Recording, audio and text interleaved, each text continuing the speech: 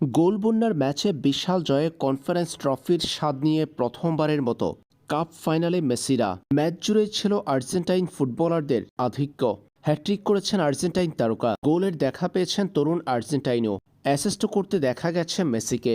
Inter মায়ামিতে Lionel মেসির এক একটা ম্যাচ যেন নতুন এক ইতিহাসের সীমানা। অপ্রতিরোধ্য গতিতে ছুটে চলা ইন্টার মায়ামি এবার পৌঁছে গেল আরও একটি অর্জনের ঠিকানায়। প্রথমবারের মতো কনফারেন্স সেমিফাইনাল হয়ে ফাইনালে উঠে প্রথমবার ইস্টার্ন কনফারেন্স ট্রফিও জিতে গেল মেসির ইন্টার মায়ামি। লিওনেল মেসির সামনে এবার সুযোগ প্রথমবারের মতো MLS কাপ জয়ের।